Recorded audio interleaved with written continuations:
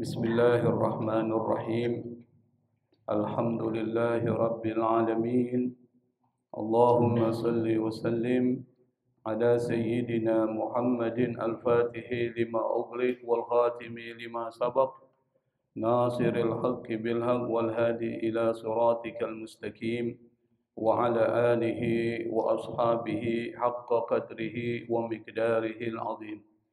Subhanaka la ilma lana illa ma 'allamtana innaka antal alimul hakim. ولا حول ولا قوة إلا بالله العلي العظيم. رب اشرح لي صدري ويسر لي أمري واحلل عقدة من لساني يفقهوا قولي. أما بعد. Ma'asyiral hadirin jamaah yang dimuliakan Allah Subhanahu wa taala. Alhamdulillah, puji dan syukur senantiasa kita panjatkan kehadirat Allah Subhanahu wa taala yang telah menggerakkan hati kita, meringankan langkah kaki kita, sehingga di tengah-tengah hujan kita masih bisa hadir di majelis yang sangat dicintai Allah dan Rasul-Nya, di tempat yang sangat dimuliakan dan diberkahi oleh Allah Subhanahu wa ta'ala. Pada kesempatan pertemuan sebelumnya kita sudah membahas surat Al-Baqarah ayat 120, yang dalam surat Al-Baqarah ayat 120 itu Allah menceritakan sekaligus mengkritik. Siapa yang dikritik? Yaitu orang-orang Yahudi dan orang-orang Nasrani. Yang mereka itu pada masa Rasulullah sallallahu alaihi wasallam sudah banyak terjadi penyimpangan.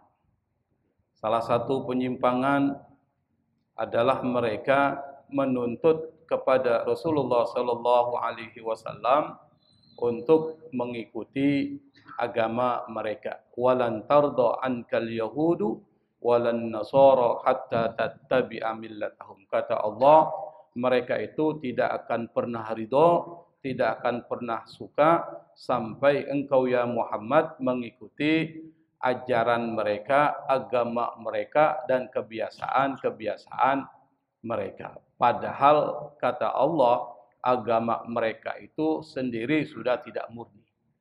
Artinya banyak terjadi penyimpangan. Nah, pada kesempatan pertemuan malam ini kita akan bahas ayat berikutnya, yaitu ayat 121 dari surat Al-Baqarah. Allah Subhanahu wa taala berfirman, A'udzu billahi minasy syaithanir rajim. Bismillahirrahmanirrahim.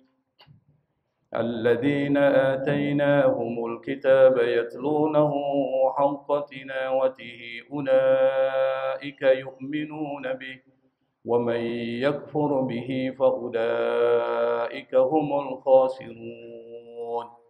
Shadaqallahul adzim. Ayat 121 ini pada umumnya adalah ayat yang meluruskan. Meluruskan apa? Meluruskan bahwa tidak semua ahlul kitab itu sama. Di dalam kalangan ahlul kitab itu ada yang mereka tidak baik, ada yang baik. Yang baik maksudnya seperti apa? Yang baik itu adalah orang-orang yang berpegang teguh kepada kebenaran asli dari kitab Taurat dan Injil yang membenarkan kenabian Nabi Muhammad SAW. Jadi kita nggak bisa samakan semua. Ada sebagian orang Yahudi yang memang tidak suka sama Islam. Ada sebagian orang Yahudi yang saat itu mereka tetap berpegang pada keaslian kitab Taurat dan Injil yang membenarkan kedatangan Rasulullah SAW. Maka ayat ini dimulai dengan alladzina atainahumul kitab. Alladzina dalam bahasa Arab itu artinya adalah orang-orang yang. Itu alladzina. Alladzina amanu, orang-orang yang beriman. alladzina atainahumul kitab, ata ditambah dengan na, ataina itu artinya kami berikan. Orang-orang yang kami berikan, kata Allah kepada mereka, apa yang diberikan? Alkitab. Para ulama mengatakan yang dimaksud dengan Alkitab ini adalah Taurat dan Injil. Ada yang mengatakan seperti itu. Tapi ada yang mengatakan yang dimaksud adalah Al-Quran. Jadi ada ikhtilaf fit tafsir. Ada perbedaan pendapat dalam penafsiran dan itu wajar di dalam wacana keislaman. Jadi kalau ada yang berbeda di dalam masyarakat muslim, jangan kaget. Karena itu adalah bagian dari tafsir. Apa itu tafsir? Tafsir itu menjelaskan. Ketika menjelaskan, tentu banyak faktor yang mempengaruhi terjadinya perbedaan dalam menafsirkan. Dan itu di dalam fikih serta di dalam tafsir Al-Quran adalah sesuatu yang biasa. Ayat ini kalau kita lihat sabab nuzulnya itu terkait dengan sekelompok orang-orang Bani Israel baik Yahudi maupun Nasrani yang mereka ketika mendengar penjelasan datang seorang nabi di Madinah lalu mereka meng-cross check di dalam kitab Taurat mereka yang di dalam kitab mereka baik Taurat dan Injil itu ada berita tentang kedatangan Nabi Muhammad. Maka mereka ini sebagian itu langsung menerima itu. Makanya nanti di dalam sejarah ada orang-orang Yahudi atau sekelompok orang-orang Yahudi itu yang masuk ke dalam Islam. Beriman kepada Nabi Muhammad. Jadi nggak bisa diratakan tuh. Sama sekarang di Israel itu. Di Israel Pak. Ada sebagian yang mendukung Palestina Pak. Kita lihat. Tapi sebagian besar mereka tidak mendukung Palestina. Berarti memang di antara mereka ada perpecahan juga. Sama di sini. Di dalam sejarah dan tafsir disebutkan. وَقَدْ كَانَ هُنَاكَ جَمَاعَةٌ مِنَ الْيَهُودِ عَدَدُهُمْ 40 قَادِمُونَ مِنْ سِينَاءَ مَعَ جَعْفَرَ بِنْ أَبِي طَالِبٍ لِيَشْهَدُوا أَمَامَ رَسُولِ اللَّهِ صَلَّى اللَّهُ عَلَيْهِ وَسَلَّمَ أَنَّهُمْ قَرَأُوا التَّوْرَاةَ غَيْرَ الْمُحَرِّفَةِ وَآمَنُوا بِرِسَالَتِهِ. Disebutkan dalam kitab tafsir ada sekelompok orang Yahudi jumlahnya 40 orang. Mereka datang dari Sina bersama Ja'far bin Abi Thalib kepada Rasulullah. Mereka kemudian bersaksi di hadapan Rasulullah bahwa mereka membaca kitab Taurat yang tidak diubah. Yang di dalam kitab Taurat itu ada berita tentang datangnya Nabi Muhammad dengan ciri-cirinya. Lalu kemudian mereka wa amanu birisalatihi. Mereka beriman dengan risalah Nabi Muhammad sallallahu alaihi wasallam. Maka ayat ini pada dasarnya menjelaskan tentang sekelompok mereka itu yang jumlahnya 40. Kalau disebut Bani Israel masuk di dalamnya juga orang Yahudi dan orang Nasrani itu Bani Israel. Siapa di dalam sejarah disebutkan yang dominan mereka itu adalah yang pertama Abdullah bin Salam. Kita mungkin pernah dengar nama itu.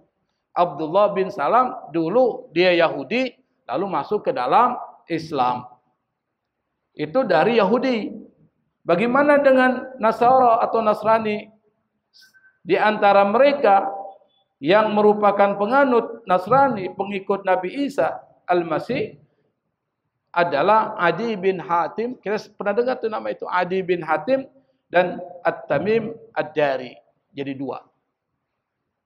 Dari sinilah kemudian Allah mengatakan mereka yang kami berikan Alkitab tuh, yaitu orang-orang Yahudi dan orang-orang Nasrani yang kami berikan kepada mereka Alkitab, itu ada yang yatluna haqqa tilawatihi. Yatlun itu membaca. Di dalam bahasa Arab itu ada dua kata yang digunakan. Tala dan qara'a. Dari kata tala muncul kata yatlun. Yatluna ayatillah. Mereka membaca ayat-ayat Allah. Dari kata yatlun tuh, dari kata tala yatlu muncul kata tilawah. Maka muncullah tilawatul Quran. Musabaqah tilawatul Quran. Satu. Yang kedua kata qara'a, membaca juga. Dari kata qara'a yaqra'u qira'atan, maka muncul qira'atul Quran. Kata qara'a atau qira'ah dan tilawah meskipun maknanya membaca, tapi muatannya beda. Kalau tilawah itu sekaligus juga memahami apa yang ada di dalam Al-Quran. Isi kandungannya itu tilawah. Makanya kalau ada musabaqah tilawatil Quran, bukan cuma dihadirkan terkait dengan persoalan membaca Al-Quran dengan indah, tapi ada juga di situ apa? Musabaqah tafsir Al-Quran. Ada juga tafsir Al-Quran. Karena saya termasuk salah seorang waktu di Sulawesi Tengah, itu Dewan Hakim. Dewan Hakim musabaqah tafsir Al-Quran. Tapi tafsirnya bahasa Inggris. Kalau tafsir bahasa Inggris berarti harus bisa bahasa Arab, bahasa Inggris. Kalau tafsir bahasa Arab cukup bisa bahasa Arab. Kalau tafsir bahasa Indonesia harus bisa bahasa Arab, bahasa Indonesia. Nah, kita dapat jadi Dewan Hakim tafsir bahasa Inggris. Nah, kata yatluna haqqa tilawatihi itu artinya mereka membaca haqqa tilawatihi dengan bacaan yang benar. Kalau membaca dengan bacaan yang benar pasti kesimpulannya benar. Tapi kalau baca dengan bacaan yang tidak benar, kesimpulannya berarti salah tuh. Nah, di sini yang menjadi kata kuncinya adalah membaca dengan sebenar-benarnya bacaan. Sehingga orang-orang Yahudi dan Nasrani yang sebagian kecil tadi bisa menerima Nabi Muhammad SAW, iman kepada risalah Nabi Muhammad dan masuk ke dalam agama Islam menjadi pendukung Rasulullah SAW. Kenapa? Mereka baca kitab At-Taurat dan Injil haqqa tilawatihi, dengan sebenar-benarnya bacaan. Ini juga meskipun konteksnya adalah orang-orang Yahudi dan Nasrani, tetapi sekali lagi dalam kaidah usul fikih ada al-ibrah bi umumil lafzi la bi khususi sabab. Itu kaidah. Yang diambil pesannya itu bukan, yang diambil pesannya itu adalah lafaznya yang bersifat umum, bukan sebab khusus. Meskipun sebab khususnya terkait dengan sekelompok Yahudi dan Nasrani yang beriman kepada Rasulullah, tapi berlaku juga buat siapa? Buat orang Islam. Itu maksudnya gitu.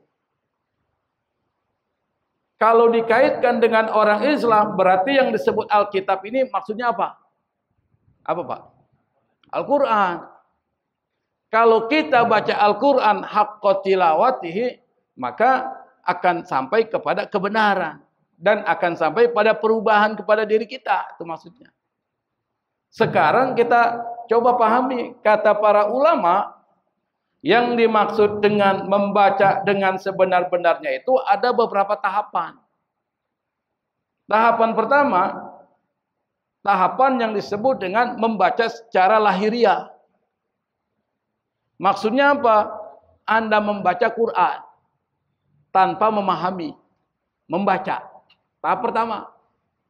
Maksudnya apa? Anda baca Al-Quran dengan benar dan murattal. Murattal itu artinya Anda baca dengan kekhusyuan, dengan tajwid yang benar, dengan makhraj yang benar.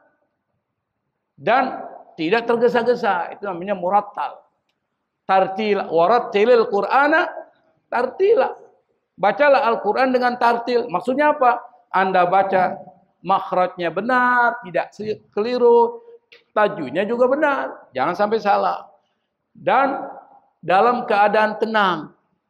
Dan termasuk di dalamnya bukan cuma tenang, tetapi juga Anda memasukkan di dalam kesadaran Anda, kalau bisa sambil menangis membaca Al-Quran. Mana dasarnya? Dasarnya hadis Rasulullah. Kata Rasulullah sallallahu alaihi wasallam, beliau mengatakan, "Iqra'ul Qur'ana wabku." Bacalah Al-Qur'an dan menangislah. Berarti Rasul suruh baca Al-Qur'an sambil menangis. Kalau kita baca Quran sambil tidur, sambil Quran ketiduran, Pak. Jangan kan baca Quran, dengerin orang baca Quran aja tidur kok.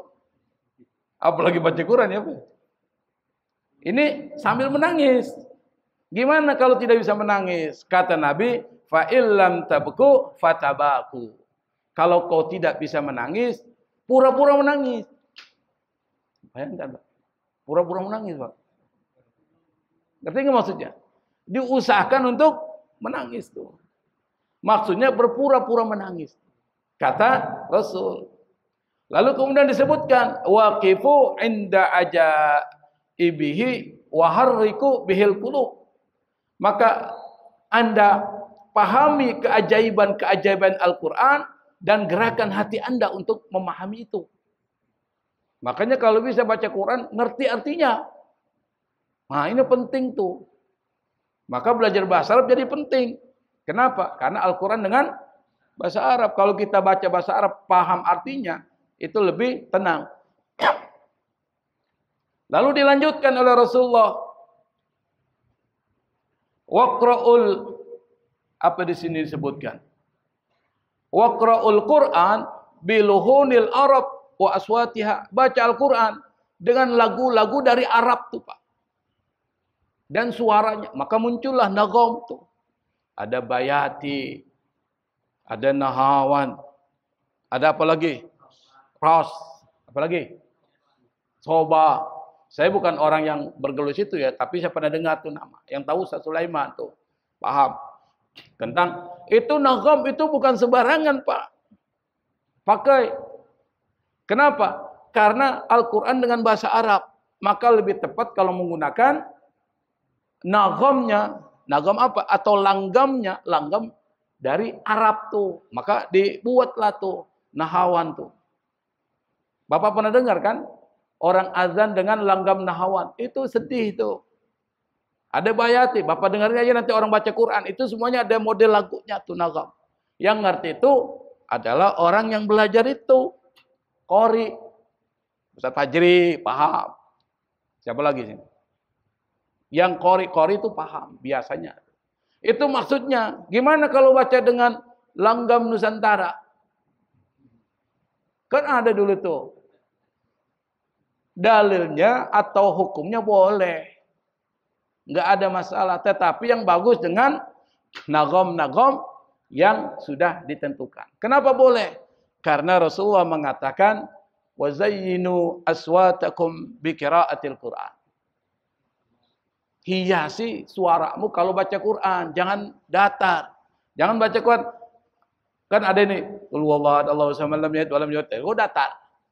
Artinya gimana? Qul huwallahu ahad. Allahus samad. Jadi itu di zayyinu aswatakum bitilawatil Quran. Jadi kasih bagus tuh atau diperbagus. Orang yang tidak melakukan Al-Quran dalam membacanya, falaisa minna, bukan kelompok kami kata Nabi. Jadi dibuat iramanya. Tapi irama yang pas itu adalah irama yang sudah dibuat oleh orang-orang yang beberapa istilah kita kenal, tapi kita nggak ngerti. Tadi bayati, nahawan, sobaras, dan seterusnya. Itu bisa Anda lihat kalau ada qori-qori membaca Al-Quran. Lalu Nabi lanjutin.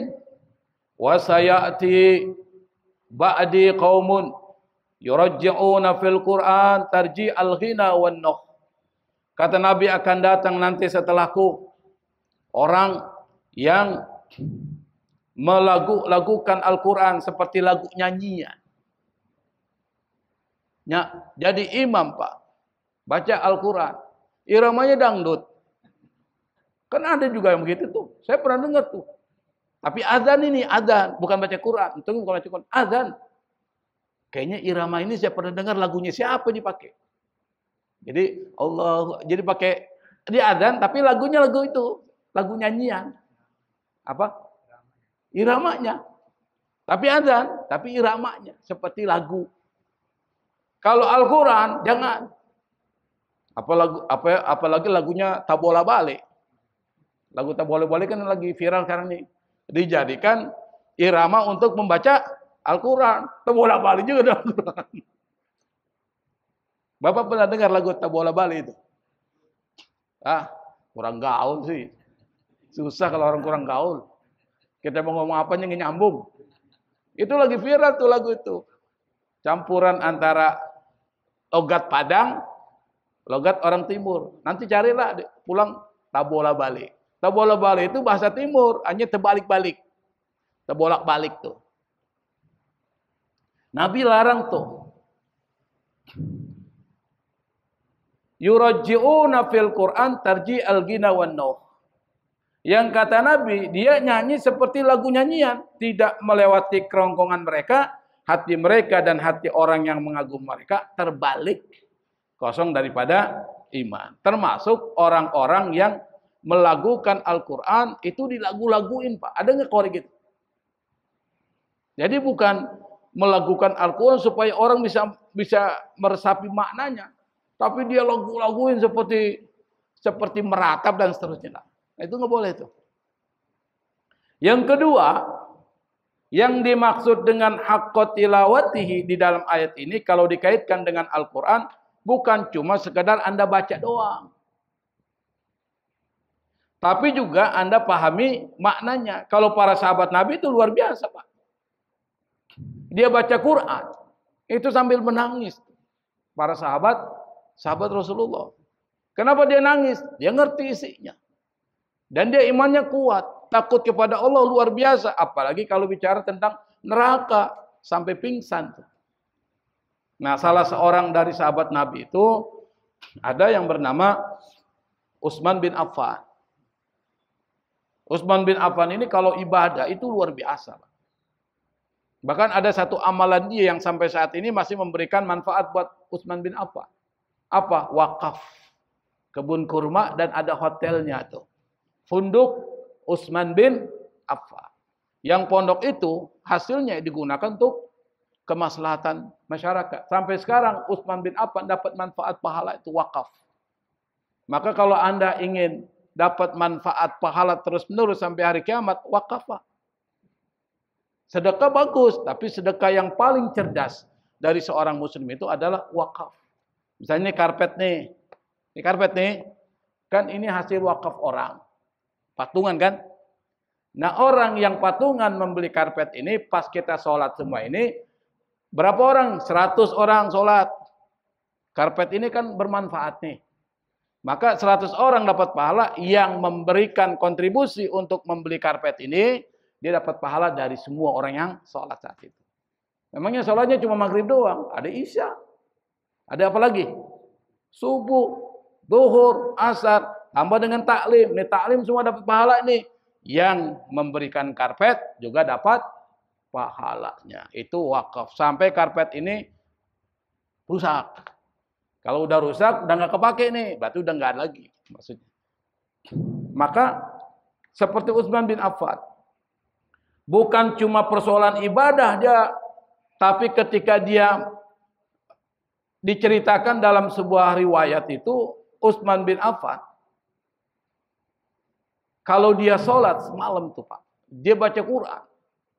Itu sampai bersurat-surat dibaca di dalam sholat itu. Sampai kemudian punggungnya itu membungkuk tuh saking lamanya. Dia baca Al-Quran. Nah, bayangkan tuh Pak, para sahabat-sahabat Rasul tuh. Dalam sholatnya, sholat malam, dia baca Quran. Sampai kakinya pecah. Sampai badan-badannya tuh capek-capek tuh. Kita baru baca kulhu aja, baca sholat tahajud. Udah capek. Ini bayangkan.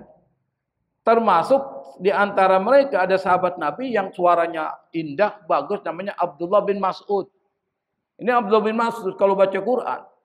Rasul sendiri pernah mendengar bacaan Quran Ibnu Mas'ud. Apa dia bilang? Sambil berlinang air mata Rasul mengatakan, kalau Ibnu Mas'ud baca Al-Quran, itu seperti seolah-olah Al-Quran itu baru turun dari langit, masih fresh. Kalau ibarat kue itu masih dari opennya tuh, kan enak makan kue yang masih hangat. Nah, kata Nabi, kalau Abdullah ibnu Mas'ud baca Quran, dia dengar oleh Rasul, Rasul dengar bacaan Ibnu Mas'ud, seperti Al-Quran baru turun, masih fresh banget, enak. Dan Abdullah ibnu Mas'ud, kalau dia baca Al-Quran, itu pada malam hari, dia bacanya lembut, dan dengan berlinangan air mata. Itu para sahabat Rasulullah. Maka aneh kalau ada orang menghina sahabat Nabi. Kalau dibandingkan, nggak sebanding. Iman kita nih semua digabungin. Ditimbang dengan imannya Abdullah bin Mas'ud. Nggak sebanding, Pak. Masih beratan imannya Abdullah bin Mas'ud. Tapi mereka ini meskipun banyak amalnya, tapi ibadahnya tetap nggak putus kepada Allah Subhanahu wa Ta'ala. Yang kedua, pahami maknanya. Maka adalah kajian tafsir. Supaya kita baca Al-Quran, kita ngerti makna, pesan, pelajaran apa yang dibaca, maka kita harus menghadiri kajian-kajian tafsir Al-Quran. Kalau kita nggak sempat, belilah buku tafsir Al-Quran. Nggak bisa bahasa Arab, beli yang terjemahannya. Tapi ingat, terjemahan kadang-kadang belum tentu benar. Maka perlu ada pembandingnya. Supaya apa? Kita tahu tuh isinya Al-Quran apa. Terutama Al-Fatihah, Pak.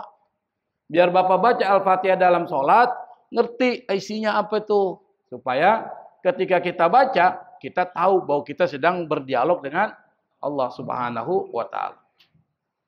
Kalau Al-Fatihah kan cuma berapa ayat. Misalnya Bismillahirrahmanirrahim. Tahu artinya. Dengan nama Allah yang Maha Kasih, Maha Sayang. Alhamdulillahirabbil alamin. Kita tahu artinya, segala puji milik Allah, Tuhan semesta alam. Kan enak tuh. Yang lain, surat yang lain, oke lah. Mungkin kita nggak paham. Tapi yang penting Al-Fatihahnya harus paham. Yang ketiga, sudah dipelajari, dipahami, amalkan dong. Bukan cuma sekedar dibaca, dipelajari, tapi harus diamalkan. Kalau ingin masuk kategori haqqat tilawati, maka harus pada tahap mengamalkan. Apa yang diamalkan? Hukum-hukum dan perintah-perintah yang ada di dalam Al-Quran. Dan menjauhi larangan yang ada dalam Al-Quran. Cukup nggak? Masih ada yang berikutnya. Apa yang berikutnya? Yang berikutnya diajarin ke orang lain. Supaya ilmu itu bermanfaat buat orang lain. Dan yang penting adalah jangan menyelewengkan makna, jangan menafsirkan sesuai dengan kehendak ente. Tapi tafsirkan sesuai dengan apa yang dilakukan para ulama tafsir. Maka perlu ada kitab tafsir. Supaya kita paham tuh. Dan kitab tafsir ini banyak, Pak. Banyak sekali kalau kita lihat. Dan coraknya macam-macam. Ada tafsir yang khusus tasawuf. Ada tafsir yang khusus tentang ayat-ayat hukum. Ada tafsir yang terkait dengan persoalan peradaban. Ada yang terkait dengan sains. Ada semua itu di dalam Islam. Tapi kalau kita mau baca tafsir yang biasa kita baca itu, yang lumayan enak itu salah satunya tafsir Ibnu Katsir. Dan itu udah ada terjemahnya. Bisa dipahami nggak nih, Pak? Jadi yang dimaksud yatluna haqqa tilawatihi tadi bukan cuma sekedar baca. Termasuk kalau kita misalnya nih ada hadis Nabi nih yang mengatakan Iqra'ul Qur'an fa innahu ya'ti yaumal qiyamati syafi'an li ashabi. Baca Al-Qur'an. Karena Al-Quran nanti akan menjadi syafaat. Pemberi syafaat pada hari kiamat nanti. Yang dimaksud dia memberikan syafaat bukan cuma sekedar kita baca, Pak. Tapi kita baca, kita pahami, dan kita amalkan. Itu yang dimaksud dengan Al-Quran nanti akan menjadi syafi'an, memberikan syafaat buat para pembacanya. Jadi nanti yang bisa memberikan syafaat pada hari perhitungan, hisab, mizan. Jadi nanti dihisab dulu kita nih, Pak. Dihisab nih, dihitung. Amal kita, apa yang kita lakukan di dunia itu dihitung. Habis dihitung ditimbang, namanya mizan. Pada saat mizan, maka di situ ada syafaat. Siapa yang bisa memberikan syafaat? Yang pertama, para nabi dan rasul. Salah satunya adalah Nabi Muhammad SAW. Itu bisa memberikan syafaat. Kita nanti semua akan dapat syafaat Rasulullah. Ketika kita mungkin ya hidup di dunia banyak dosanya, masuk ke alam barzah belum taubat. Nanti di akhirat kan dibersihin tuh. Tentu bersihnya di mana? Dibakar neraka itu. Nanti setelah itu Rasulullah minta kepada Allah supaya dikeluarkan tuh. Nanti Allah keluarkan. Kenapa Allah terima syafaat, permintaan syafaat dari Rasulullah? Karena makhluk yang paling dicintai oleh Allah adalah Rasulullah. Dimasukkan ke dalam surga. Tapi belakangan. Kalau belakangan kan orang udah enak-enak kita masih gitu. Tapi kalau bisa kita sama-sama dengan Rasulullah. Mudah-mudahan ya. Yang kedua yang bisa memberikan syafaat itu para ulama. Para ulama, Pak. Makanya jangan merendahkan para ulama yang benar ya. Bukan ulama-ulamaan nih, tapi ulama yang benar ya. Yang hatinya bersih, akhlaknya bagus, ilmunya luar biasa. Karena banyak orang kita lihat ini, mohon maaf, ulama-ulamaan. Maksudnya apa? Ilmunya belum seberapa, tapi sombongnya tinggi-tinggi. Yang kedua, tadi akhlaknya kurang bagus. Maka seorang ulama itu menurut Imam Al-Ghazali adalah ulama-ulama yang orientasinya adalah akhirat. Maka disebut dengan ulamaul akhirah. Nah, ulamaul akhirah itu diberikan kesempatan oleh Allah Subhanahu wa taala untuk memberikan syafaat. Yang ketiga siapa? Syuhada. Orang yang mati syahid. Orang yang mati syahid, kata ulama yang dimaksud mati syahid dalam peperangan. Tapi ada ulama lain mengatakan bukan cuma orang yang mati syahid dalam peperangan, tapi yang bukan dalam peperangan kalau dia mati dalam keadaan syahid seperti misalnya tenggelam, atau kena reruntuhan bangunan, atau terkena wabah penyakit yang mewabah seperti COVID kemarin tuh. Atau seorang perempuan melahirkan, meninggal saat melahirkan, itu dianggap syuhada. Tapi bukan syuhada mati dalam peperangan. Kata para ulama, sebagian mengatakan mereka pun punya hak untuk memberikan syafaat. Makanya Pak, dekat dengan para ulama supaya dapat syafaat dia juga. Begitu. Nah, kita lanjutkan.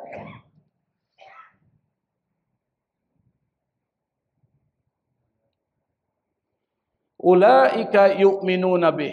Kata Allah, mereka tadi tuh yang diberikan Alkitab, maksudnya apa? Bisa Taurat, Injil dan juga bisa Al-Qur'an yang membacanya dengan sebenar-benarnya bacaan tadi, dia baca dengan menangis. Dia pahami isinya, dia pelajari isinya, kandungan-kandungannya, lalu dia amalkan, lalu diajarkan ke orang lain tuh. Itu disebut dengan haqqo tilawatihi. Kata Allah, ulaika yu'minuna bih. Mereka itulah orang-orang yang beriman. Jadi untuk mengukur iman itu salah satunya adalah ketika dia membaca Al-Quran bukan cuma sekadar baca di bibir, tapi dipahami isinya, dia amalkan dalam kehidupannya. Itu yang dimaksud dengan iman sejati itu. Para sahabat-sahabat Nabi itu luar biasa tuh. Saya berikan contoh nih. Ketika ayat Al-Quran turun, Pak, itu nggak seperti kita. Ketika dibacakan kita biasa aja. Aturan-aturan hukum yang sudah ada kita biasa aja.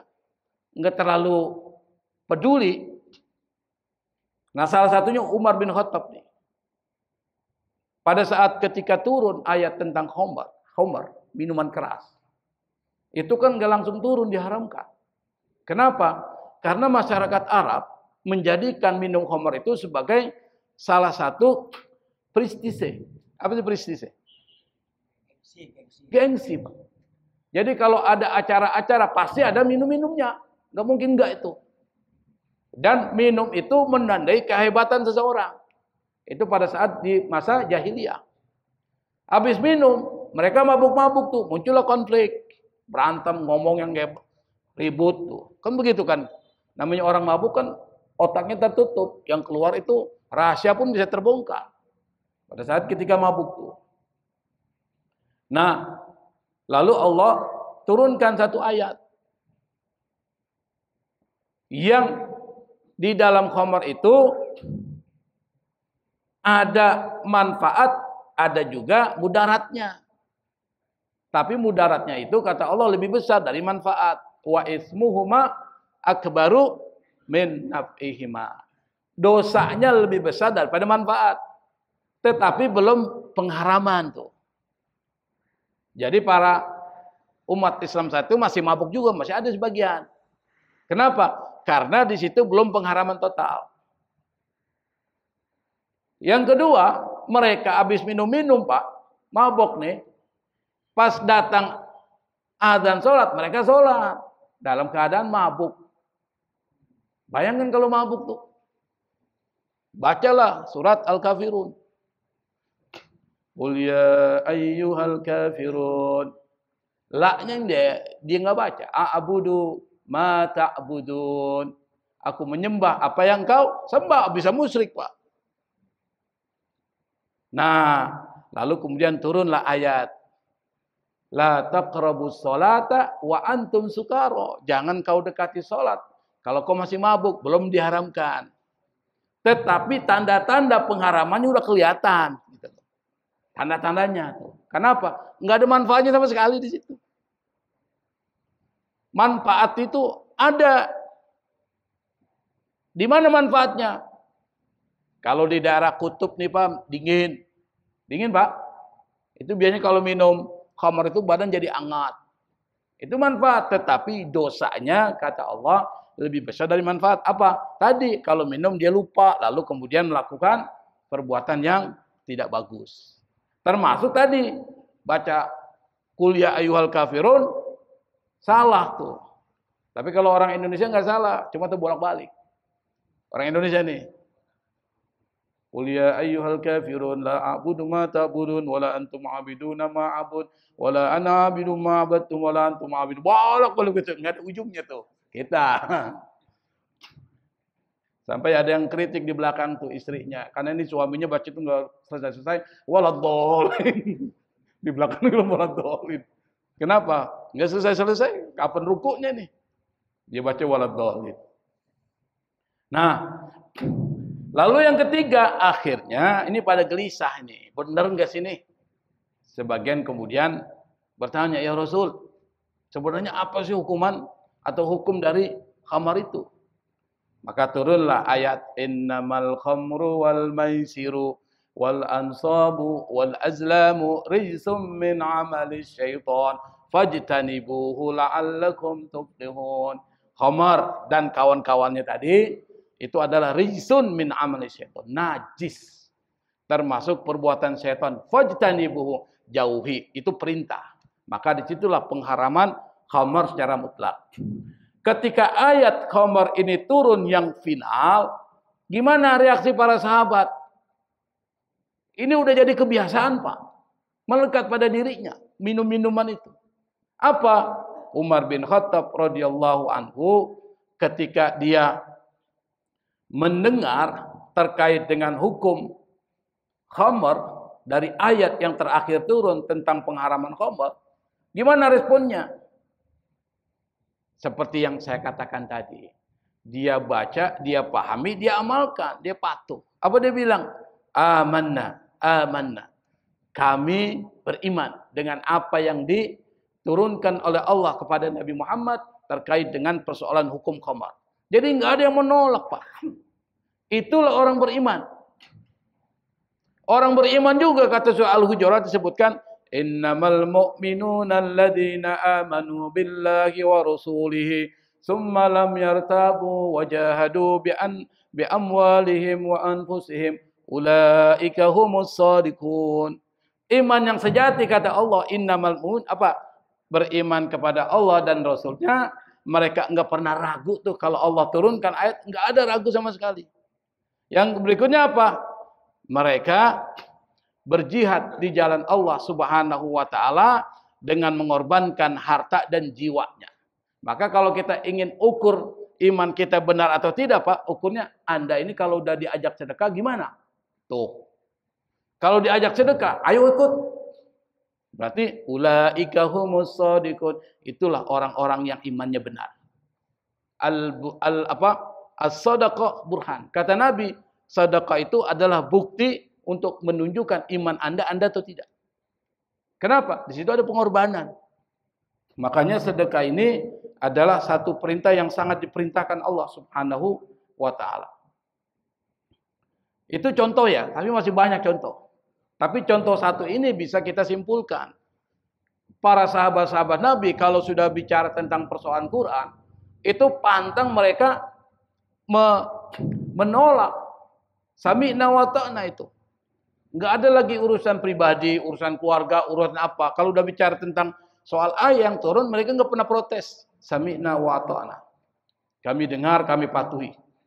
Jalan. Dan yang terakhir adalah ditutup dengan ayat wa may yakfur bihi fa ulaika humul khasirun.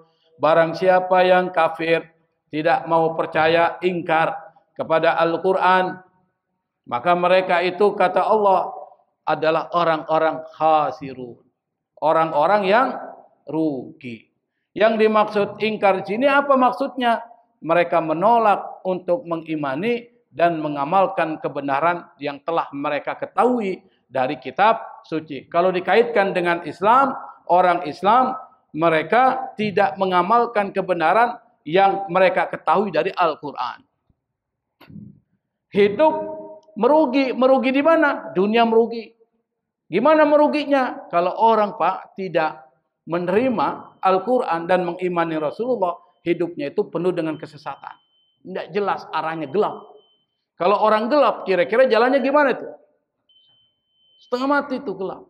Karena Al-Quran itu nur. Kedua, batinnya kosong. Hidupnya enggak berkah. Nyari duit enggak mengandung keberkahan. Itu di dunia.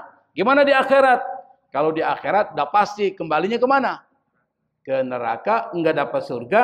Dan mereka baru menyesal. Ya Allah, kenapa dulu saya enggak ikut Rasulullah? Kenapa saya enggak ikut Al-Quran? Menyesal.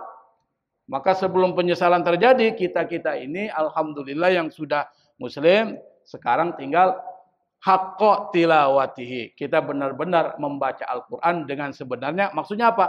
Baca Al-Quran, pahami isi kandungannya, amalkan dan ajarkan kepada orang lain. Mungkin ini yang bisa saya sampaikan karena waktu kita terbatas.